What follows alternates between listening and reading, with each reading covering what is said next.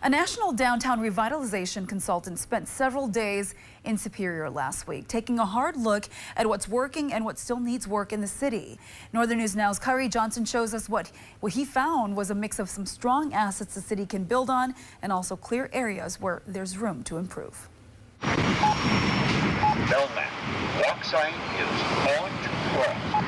Jeff Ziegler with Revitalize or Die says he came to Superior to help the city focus on its next steps. I step in and try to help them understand what they should prioritize, kind of what activities and initiatives really will make their community stronger. The visit started with an invitation from Superior Mayor Jim Payne, part of the city's push to create a guide aimed at revitalization. This was something prioritized by the City Council during last year's budgeting process. They wanted to fund a downtown playbook. Over 3 days, Ziegler toured Superior and met with leaders and business owners to pinpoint challenges and opportunities.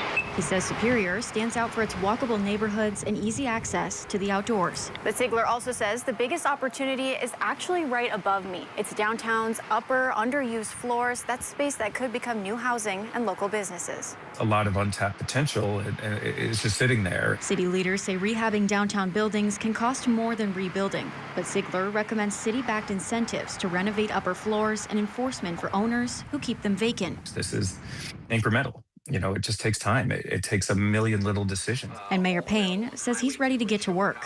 There's plenty of work left to do in Superior, but we are growing more quickly and better than a lot of American communities because we had a lot of great things to start with in this city. Well, Mayor Payne says the next step is a finalized downtown playbook in the coming months so the council can move quickly as budget season approaches.